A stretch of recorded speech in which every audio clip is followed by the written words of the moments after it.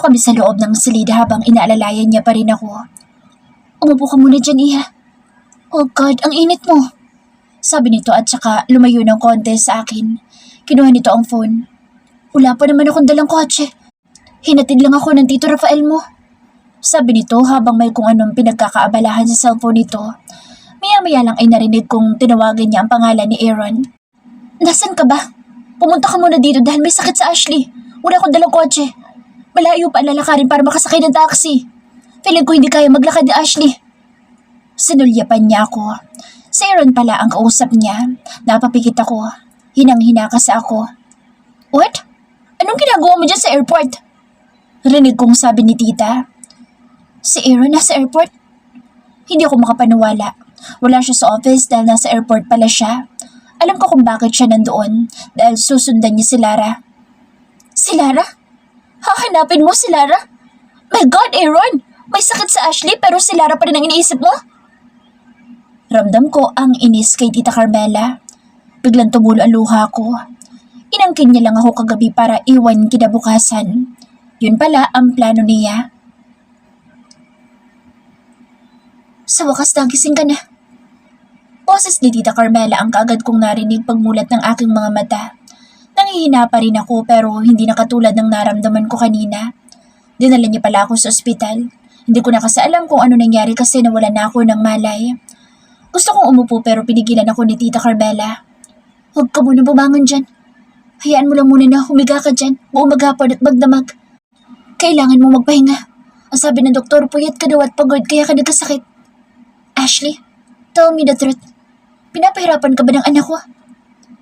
Napatitig sa aking mga mata si Tita Carmela. Hindi kaagad ako nakasagot. Huwag na huwag ka magsusubukay mo. Kaagad na rumihistro sa isip ko ang sinabi ni Aaron. Kaagad akong umiling bilang sagot. Hindi po. Siguro po napagod ako sa school. Palusot ko na lang. Kung ganoon, huwag ka na munang pumasok sa school. Huh? Ashley, kung ang dahilan ng pagkapagod mo ay ang pag-aaral mo, huwag ka na munang pumasok. Pwede ka naman pumasok pagkatapos mong mga anak. Sa ngayon, let's prioritize the baby. Kauna-unahan kong apo yung dinadala mo, Ashley. Hindi mo alam kung gaano ako kasabik na magkaroon ng apo. Pag-aalala nito pero kaagad akong tumutol. Mag-aaral po ako, tita. Promise ko po na hindi ako magpapakapagod. Ayoko pong tumigil sa pag-aaral. Kaagad na sabi ko. Ilang minuto niya akong tinitigan at saka mas lumapit pa sa akin. Hinaplos niya ang aking buhok. Ay, bakit ba ang hirap mong tanggihan, Ashley? Parang anak na rin kasanturin ko sa'yo. Kaya nasasaktan din ako at ayaw din naman kitang pahintuin sa pag-aaral eh. Dahil alam kong gustong gusto mong makatapos. Gusto ko pong tapusin ang pag-aaral ko dahil yun lang po ang tanging regalo ko sa mga magulang ko kahit wala na sila. Ang makapagtapos sa isang pangarap ng magulang ko para sa akin. Kaya sisikapin ko pong makatapos para mapasaya ko man lang po sila sa pagkakataong ito. Puro lang kasi hirap ang binigay ko sa kanila noong buhay pa sila. Hindi ko sila pinahalagahan noon. Mahabang sagot ko kay Tita Carmela na may kasamang luha na sunod-sunod na rin na pumatak mula sa aking mga mata. Napangiti ito at saka mas lumapit pa sa akin at mahigpit akong niyakap. I know, Ashley. They are very proud of you now. Yakap sa akin ang ginang. Nalaman kong natuloy sa Singapore si Aaron. Si Manong Tanying daw ang nagatid sa amin sa ospital. Si Manong Tanying ay ang family driver ng Anderson. Isang araw ay umuwi kami sa mansyon. Sa mansyon na muna ako dinala ni Tita Carmela dahil wala naman si Aaron. Kung pwede nga lang na hindi na bumalik sa bahay ni Aaron kaso baka magtaka si Tita Carmela kapag sinabi ko sa kanya na hindi na ako babalik sa bahay ni Aaron. Siguro kapag nandyan si Aaron iiwas na lang ako at hindi na magpapakita pa sa kanya para iwas sakitan. Nasa silid na ako nang may kubatok sa pintuan ng silid na kinaroroonan ko. Iha, pwede bang pumasok? Sa Tita Carmela pala. Pasok po. Sigaw ko. Nakangiting lumapit sa akin ang inang. Ayos ka lang ba dito? Ayos na ayos po. Kagad naman nasagot ko. May sasabihin ako sa iyo, Ashley. I hope na hindi mo tatanggihan ito. Ano po iyon? I want you to celebrate your 18th birthday tomorrow. Huh? Yes, Ashley. You can't say no dahil nasikaso ko na ang birthday party mo. You can invite all your friends. And also your Ethan Roses. Ayoko sanang ituloy dahil wala ang anak ko pero sa'yo ang party na ito. Kaya kahit wala si Aaron, itutuloy natin. I wish Aaron was one of your Ethan Roses, but he's not here. Hindi na ako makatanggi pa dahil ihanda na pala ito ng ginang. Nakakahiya kung tatanggi pa ako at mag-iinarte. Pinagpasalamat ko na lang at napakabait niya sa akin. Kabaligtaran naman sa anak nitong si Aaron. Si Aaron po ba? Hindi pa po ba uuwi bukas? Tanong ko. Gusto ko lang kasing siguraduhin na wala siya dahil naisip ko na i-invite si Kuya Harold at Irish. Napangiti ang ginang. Iba yata ang pagkakaintindi niya sa tanong ko. Ayoko nga na umuwi si Aaron dahil kung nandito siya sa araw na iyon tsak na hindi ako mag-enjoy. Bakit? Gusto mo bang tawagan ko para pauwi na dito? Hindi po. Di yun ang ibig kong sabihin. Huwag niyo na pong sabihin kay Aaron. Kagad na sabi ko. Oy Nat, ayaw mo bang isa siya sa maging 18th roses mo? Pagtataka ng ginang. Hindi naman po sa ganoon. Pagsasinungaling ko kahit ang totoo ay gustong gusto kong wala si Aaron sa party na iyon. Baka kasi nagkaayos na sila ng fiancé niya. Ayoko na po na magulo silang dalawa. Dagdag na sabi ko. Ngumiti lang ang ginang. Anyway, nakalimutan ko. Binilhan kita ng phone para naman may magamit ka. Kapag gusto ko tang tawagan, nakikisuyo pa ako kay Aaron. You know naman, Aaron, masyado talagang bugnutin ng anak kong iyon. Pabiro pang sabi nito. Inilabas nito ang cellphone. Ibinigay niya sa akin iyon. Huwag mong tatanggahan nito, Ashley. Wala na ako nagawa dahil inilipat niya na iyon sa kamay ko. Nakakahiya po. Don't mention it. Hinawakan niya ang kamay ko at napangiti. I have to go, Ashley. Ikaw na bahala kung sino mga bisita mo bukas. It's your birthday, kaya mag-enjoy ka. Kahit pa late na ang debut party celebration mo. Muling sabi ng ginang at saka tuluyan ng lumabas sa silid ko. Late na ng 3 araw pero gusto pa rin ganapin ni tita ang birthday celebration ko. Pinaalala lang sa akin ni Tita Carmela na wag ko daw sasabihin na buntis ako ni Aaron dahil may iniingatan silang apelido. Kaagad kong hinanap ang number ni Irish na nakasave sa akin notebook. Kaagad kong tinawagan si Irish. Wala si Aaron sa araw ng debut party ko kaya malayo akong gawin at mag-imbita ng gusto kong maging bisita sa araw na iyon. Hello? Sagot kaagad ni Irish. Irish? Sagot ko. Ash? Ko ba yan? Hindi makapaniwalang tanong nito. Oo, ako to. Ano ba nangyari sa'yo? Bakit bigla kang nawala sa party? Hinahanap ka ni Kuya. Kinabahan pa nga kami dahil nakita namin yung jacket ni Kuya na nasa lupa na. Teka, ayos ka lang ba? May comment ba sa'yo? Hindi na naman namin alam kung saan ka namin nahanapin. Sunod-sunod na tanong ni Irish. Bigla akong natawa. Oo, ayos lang ako. Ay, buti naman. Hindi ka rin kasi pumasok kanina kaya akala ko may nangyari na masama sa'yo. Pasensya na. Hindi na ako nakapagpaalam sa inyo. Umuwi na kasi ako. Hinahanap na kasi ako ng mga kumubkob sa akin. Pagsisinungaling ko. Ah, ganun ba? Gusto ko sana kayong i-invite ni Kuya Harold. Saan? Sa debut party ko bukas. Bigla akong inilayo ang aking tenga dahil sa pagtili ni Irish. Talaga? Gaganapin bukas ang debut mo? Mukhang mas excited pa siya sa akin. Oo, tipid kong sagot. Sige, sure, pupunta kami ni Kuya. Si Kuya pa, hindi ka nang tatanggihan. Palagi ka na nga niyang hinahanap sa akin eh. Hindi ko alam kung bakit bigla ako napangiti sa sinabi ni Irish. Saan ba yan? Muli tanong ni Irish sa isang segundong katahimikan. Bigla naman ako napaisip. Anong sasabihin ko kay Irish?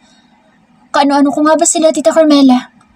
Nasabi ko na kay Irish noon na kinupkup ako na mag-asawa kaya ganoon na lang ang pakilala ko kay Tita Carmela at sa asawa nito. Pagkatapos ko sabihin ang address, kaagad din ako nagpaalam kay Irish. Kinaumagahan, hindi ko alam kung bakit excited ako.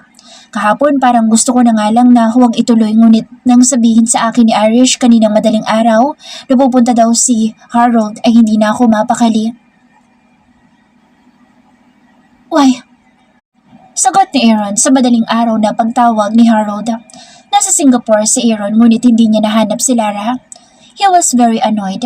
Mas lalo lang siyang nainis kay Ashley dahil ito ang may kasalanan kung bakit umalis si Lara at hindi na nagpapakita pa sa kanya. Wala. Kinukumusta lang kita. Akala ko kasi hindi ka na natuloy.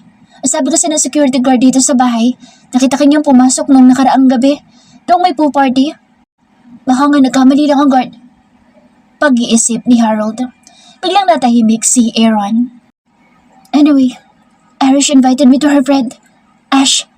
I'm just wondering why you have the same address. Muli ay sabi ni Harold na ikinakunot ng noo ni Aaron. Ash? Iniisip niya kung saan niya narinig ang pangalan na iyon. Naalala niyang tinawag nga ni Harold si Ashley ng Ash noong nakita niya si Ashley sa video call nilang dalawa. Mas lalong kumunot ang noo ni Aaron. Bakit? Bakit kaniyaya ni Irish? Anong meron? Kunot na kunot ang noong tanong niya. Hindi niya kasi alam kung ano na nangyari kay Ashley. Nang iwan niya kasi ito, tumawag ang mommy niya na may sakit daw ito at pagkatapos noon, hindi na ito tumawag pa sa kanya. Hindi na rin siya pwedeng bumalik dahil nasa loob na siya ng airplane. Mamaya kasi gaganapin ng debut celebration ni Ash. And I'm sure, isa ako sa 8 roses niya. Sagot ni Harold. What? Naibugan niya ang kape na iniinom. Good. Are you alright? Pag-aalala ni Harold. Hindi niya na sinagot pa si Harold kundi kaagad niyang pinatay ang tawag nito at tinawagan si Senyora Carmela. Everything is ready at the venue. Chosen classmates and Ashley's only best friend Irish is waiting for Ashley to enter. Nang lumabas si Ashley ay napaawang ang mga labi ng mga bisita nang makitang napakaganda at napaka-elegante niya sa mga oras na ito. Napakagandang bata, amiga. Hindi malabong magustuhan iyan ng anak mo. Sabi ng bisita ni Senyora Carmela na nagpangiti sa ginang. Habang naglalakad sa venue si Ashley ay nakaawang lang ang mga labi ng mga lalaking nadadaanan niya. Hindi lahat ng bisita sa debut party ni Ashley ay invited niya. Yung iba ay invited ni Senyora Carmela at Senyor Rafael. Nasaan nga bang anak mo, amiga?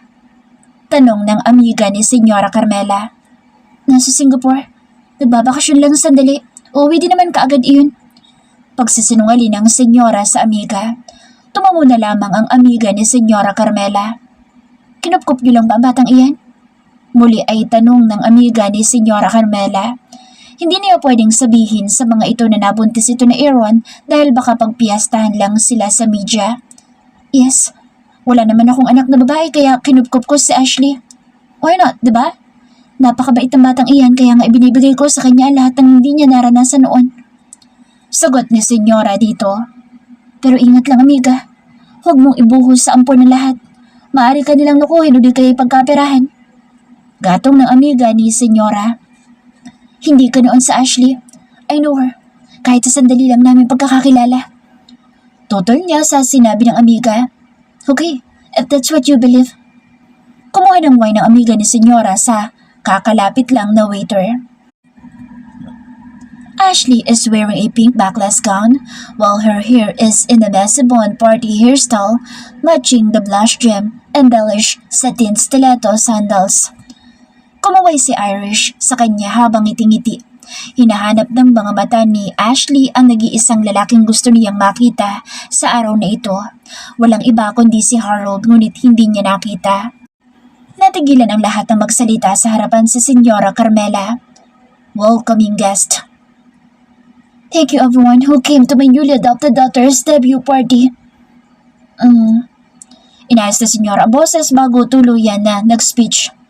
For you, Ashley, because you are new to our family, I can only say one thing. Kahit hindi kita or namin kadugo, tanggap ka namin ng buong buo. Or we will love you like we love our only son, Aaron. Just be kind, humble and keep working hard in your studies. Senyora Carmela laughed a little. Of course, there is no need to tell you that because I know that the things I said today are already planted in your mind. Mahabang speech ni Senyora Carmela nagpaluha kay Ashley. Naalala niya ang kanyang mga magulang. Sumunod naman na nag-speech si Senyor Rafael. Alam naman niya na hindi siya nito gusto noong una pero kung makikilala mo na lubusan si Senyor Rafael ay may nakatago din pala itong kabaitan na hindi mo akalain. Pagkatapos ng speech ng mag-asawa, inilabas naman sa malaking screen ang hindi inaasahan ni Ashley na makita ang mga pictures niya noong first year high school pa lamang siya. Saan nakuha ni tita mga pictures ko? Maging siya'y walang ka-idea kung saan ito nakuha. Nag-enjoy ang lahat sa mga larawan ni Ashley, kaya siya'y kaagad na napangiti. At ang hinihintay ng lahat, ang 18th roses. Wala siyang masyadong kilala sa bago niyang pinapasukan na school kaya ang nakuha niya mga guys ay tama lang sa bilang na 15. Unang lumapit sa kanya ay si Senyor Rafael. Kinakabahan at hindi alam kung anong gagawin dahil magkalapit sila ngayon ng taong ayaw sa kanya noong una. Napalunok siya. Pakiramdam niya ay kaharap niya si Aaron dahil magkamukhang magkamukha ang dalawa. Don't be afraid of me, Ashley. I accept you as the wife of Aaron.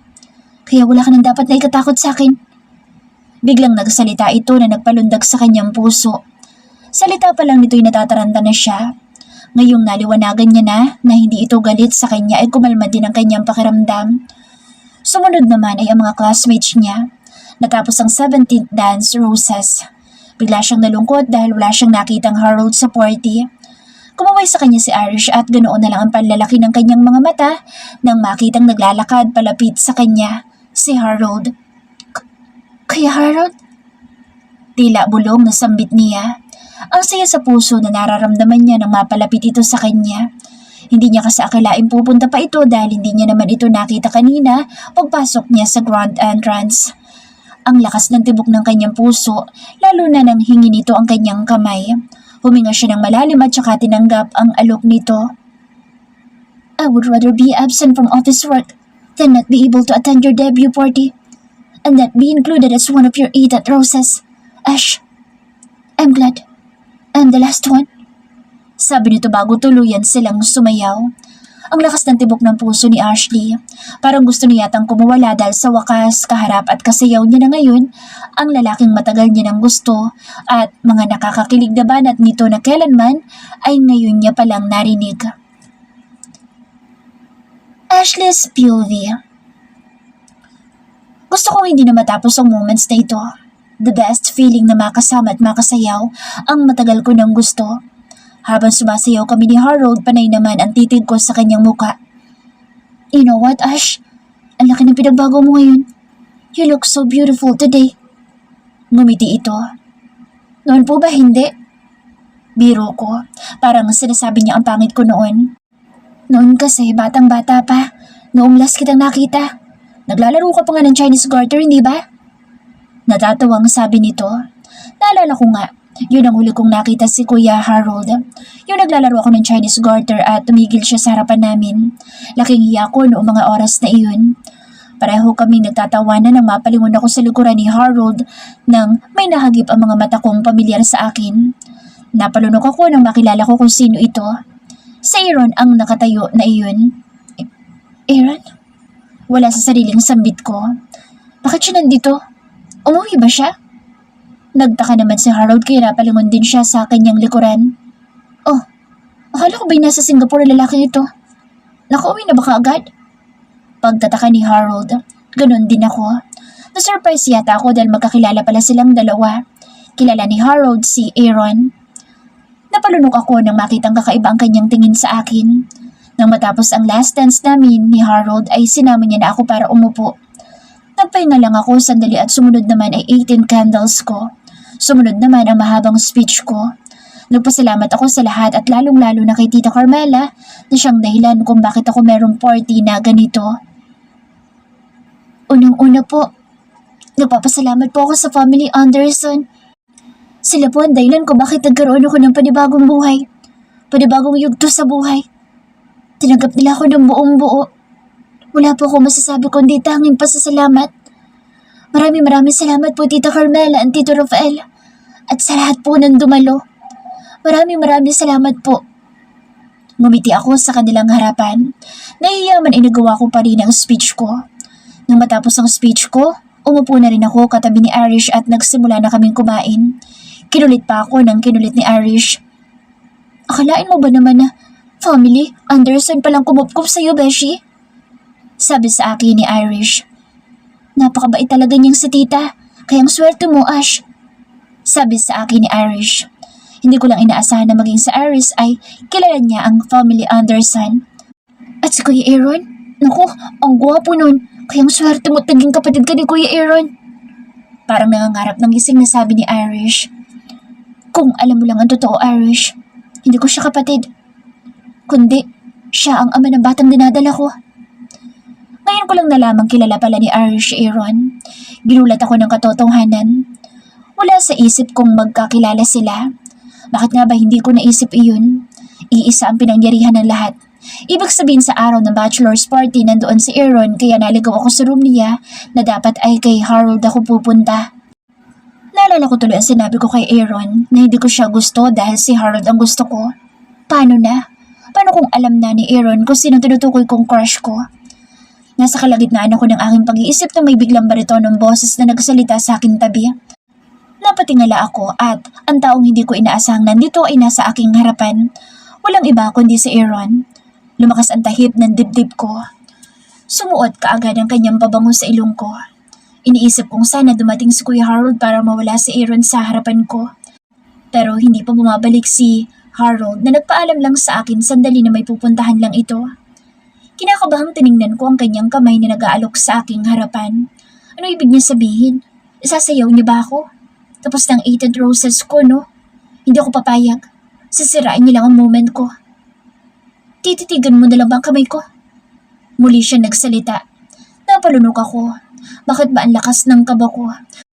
Boses pa lang kasi niya inaalala ko na naman ang gabing pinilit niya ako. Aaron, tapos ng 8 roses ko? Nauutal na tanggi ko. I don't care about your 8 roses. I want to be special to all the men who danced with you. Do you understand that, Ashley? Now take my hand. Don't act like you're still a fucking virgin. Cause you're not. Kumawala ako ng mahabang hininga dahil sa sinabi niya. Pinigilan ko ang sarili ko. Hindi ko sisirain ang araw ko. Pinakalma ko ang sarili dahil sa nararamdamang namumuong luha sa aking mga mata. Ayos na sana ang sinabi niya pero ang masakit ay ang huling salitang binitawan niya. Kuya Aaron! Sa wakas nandito si Irish. Akala ko mamaya pa niya ako babalikan sa pwesto ko. May chance akong tumanggi sa alok ni Aaron na sayaw. Tumingin siya kay Irish. Hey Irish! Bati rin itong Judas. Ang galing magpakitang tao. Ngayon, naniniwala na akong ang liit nga ng mundo. Akalain mo, Kuya Harold, naging kapatid mo pa ang best friend ko? Hindi ibig sabihin yan kapag nagkatuluyan si Kuya at si Ash, hindi na lang kayo magkaibigan ni Kuya niyan. Pangiting-iting sabi ni Irish. Wala siyang kaalam-alam, maging ako'y nagulat sa sinabi ni Irish. Napalunok ako dahil sa biglang pagkunot ng noo ni Aaron. What? Sabay tingin sa akin ni Aaron. Mas lalong sumama ang timpla ng kanyang mukha. Napalunok ako. Hindi niyo po ba alam na crush ni Ash, si Kuya? Muli ay dinagdagan pa ni Irish. Pinanlakihan ko ng mata si Irish dahil sa kanyang kadaldalan. Ang daldal mo, Irish. Pinahamak mo pa ako. Bulong na isip ko. Hindi na tuloy ako mapakali dahil nalaman na ni Aaron na si Harold ang crush na tinutukoy ko. Magkasalubong ang kilay ni Aaron na tiningnan ako. Kung kami lang sigurong dalawa dito ay baka kinaladkad niya na ako at sasaktan niya na naman dahil sa nalaman niya. Pero anong pakaalam niya kung crush ko si Harold? Wala naman siyang pakaalam sa akin. Bakit naman siya magagalit? Muli ay hinarap nito si Irish. Would you mind if I ask your best friend for a dance? Seryosong sabi ni Aaron kay Irish. Yeah, sure Kuya Aaron. Kaagad na nagbigay ng distansya si Irish sa amin at saka kumindat pa sa akin. Automatiko ang kaba sa dibdib ko. Hindi pa man ako nakapagsalita ay hinila na kaagad ako ni Aaron sa entablado. Pero hindi niya pinahalatang galit siya sa akin. Nang marating ang entablado ay nabigla ako nang hapitin niya ang bewang ko at siya na rin na naglagay ng kamay ko sa kanyang balikat. Napalunok ako. Hindi siya nagsasalita pero alam kong galit siya dahil sa klase ng kanyang mga tingin. So, si Harold pala ang tinutukoy mo na crush mo?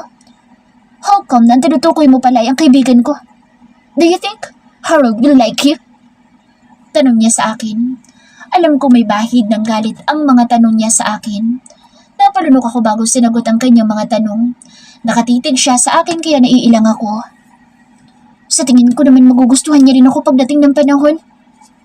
Mas inasar ko pa siya ng bongga. Mas sumama ang timpla ng kanyang muka. Sa tingin mo kaya magugustuhan ka niya? Pinasadahan niya ako ng tingin na para bang minamaliit niya ako. Mga gustong babae ni Harold maganda, sexy, at isa pa malayong-malayo sa katulad mo, Ashley. Ni wala kang ang dibdib. Mapanlait na tingin ang ibinigay niya sa akin. Nasaktan ako sa sinabi niya pero binaliwala ko na lang ito. Kahit ako, hindi kita magugustuhan. Dagdag pa niya. Hindi naman siya si Harold. Ano bang alam niya kung ano ang type na babae ni Harold? Hindi naman ikaw si Harold. Si Harold may puso pero ikaw wala. Mas lalong sumama ang tingin niya sa akin. Alam ko magugustuhan niya rin ako dahil sinabihan niya ako na maganda kanina. Mas inasar ko pa siya lalo.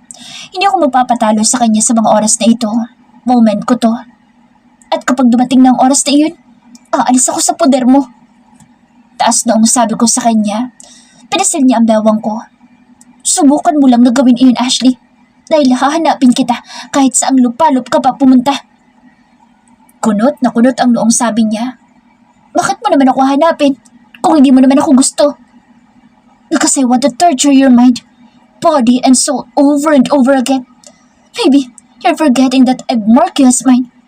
You are mine only. Only mine, Ashley. Tiimbagang nasabi niya sa akin. My lips parted. Tumakas ang kaba sa aking dibdib. I couldn't speak. Sabay na nag-umagahan kami sa mansyon dahil yun ang rules ni Senyora Carmela. Kahit malate ka pa sa trabaho, sa school, or kahit saan ka pupunta, hindi pwedeng hindi kami magkakasabay sa pagkain. Kung tulog ka pa sa mga oras na kakain na, gigisingin ka ng pilitan para sumabay sa pagkain. Ganoon ang kanilang tradisyon sa mansyon. Hindi ko nga alam na dito rin pala natulog si Judas. I mean, si Aaron. Akala ko kasi pagkatapos ng debut party kagabi umuwi na ito. Hindi ko na kasi siya nakita pa pagkatapos namin sumayaw. At maging si Harold ay hindi na bumalik kaya hindi ko na tuloy siya nakita. Tumikim si tita. Nag-enjoy ka ba sa debut party mo, Ashley? Tanong sa akin ni Tita Carmela. Napasulyap ako kay Aaron na patuloy lang sa pagkain. Behave yata siya ngayon, parang maamong tupa kapag kaharap ang mga magulang niya. Opo, enjoy na enjoy po ako kaso nga lang, nasira na may biglang dumating at nakipagsayaw sa akin. Tinutukoy ko si Aaron. Kaagad naman na nagpunas ng bibig si Aaron nang marinig ang sinabi ko at sinaman ako ng tingin. Are you talking about me? Piko na tanong sa akin ni Aaron, masyadong tinamaan. Hindi ah. Kaagad na sagot ko. Aaron! Saway kaagad ni tita nang tumayo si Aaron mula sa pagkakaupo nito. Umubong muli si Aaron at naging kalmado. Gusto ko matawa dahil sa inis na gumuhit sa kanyang muka.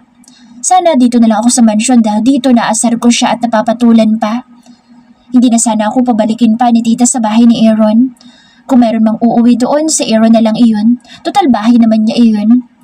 Sinamaan niya muna ako ng tingin bago tuluyan na nagpatuloy sa pagkain. Hindi naman ako nagpatinag sa kanya dahil nandito ako sa mansyon at may magtatanggol sa akin kung sakali mang may gagawin siya sa aking masama. Nang matapos kaming kumain, nagsabay pa kami lumabas ni Aaron hanggang sa sala. Nakabihis na rin kasi ito ng kanyang suit at ako na may naka-uniform. Palabas na kami nang may magsalita sa aming likuran. Si Tita Carmela. Aaron, ihatid mo pa si Ashley sa school? Tanong nito. Kaagad na lumipat ang tingin ni Aaron sa akin at saka sumagot. No, I'm not a driver to take her to school. Marami namang sasakyan sa labas, bakit ko pa ihatid ang babaeng yan? Ang sungit. Ano pa bang aasahan ko sa kanya? Hindi naman talaga niya ako hinahatid. Hayaan na nga lang na mag-commute na lang ulit ako kahit malayo dito ang school. Kesa doon sa bahay ni Aaron, mas malapit-lapit yung bahay ni Aaron sa school. Don't worry, Ashley. Ipahatid na lang kita kay... Natigilan sa pagsasalita si tita na bigla magsalita ang isa sa kanilang maid sa mansyon. Ma'am, meron po kayong bisita. Paalam ng maid kay tita na ipinagtaka naman ng senyora. Bisita? Nang ganito kaaga? Wala akong hinihintay na bisita. Kaagad na sabi ni Tita Carmela. Si Sir Harold po. Sabi ng maid. Nanlaki ang mga mata ko sa narinig. Si Harold nandito? Biglang nasabi ko. Kaagad kong tinakpan ang bibig ko dahil baka ibang Harold ang tinutukoy nito. Narinig mo lang ang pangalan ni Harold. Mukha ka ng butiki dyan na naputulan ng buntot. Bisita ko sa Harold. Baka nakalimutan mo na kaibigan ko sa Harold. Kaagad na sabi ni Judas. Oo nga naman. Magkaibigan silang dalawa. Titigil ko na nga itong pag-iensyon ko. Ilang minuto ang lumipas nang bumungad sa aming harapan ang laking matagal ko ng gusto. Si Harold. Nakangiti ito nang lumapit sa amin. Pinapasok na pala ito ng maid. Good morning, tita. pagbati ni Harold kay Tita Carmela at nang mapabaling ang tingin nito kay Aaron, si Aaron naman ang binati nito. Sunod naman ay sa akin napatingin si Harold na nagpalakas ng tibok sa aking dibdib. It's still too early. Yayayain mo na ba ako mag-bar? Kaagad na tanong ni Aaron sa kaibigan. Ako naman ay nagsimula ng gumalaw para lumabas ng mansyon dahil malilate na naman ako kapag kinilig ako dito sa kinatatayuan ko. Nope, I'm here for Ash. Natigilan ako sa aking kinatatayuan ng marinig ang sinabi ni Harold. Ash? Tanong naman ni Senyora. I mean, Ashley, tita. Yun kasi ang tawag namin kay Ashley. Nakangiting paliwanag ni Harold at na-freeze na yata ako dito sa kinatatayuan ko. Automatikong napatingin sa akin si Tita Carmela.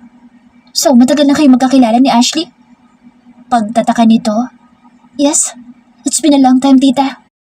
Pumupunta na kasi ako noon pa sa kanila. Kaya nakakatuwa nga po dahil kayong kumupkup sa kanya. Sagot naman ni Harold. Napalunok ako.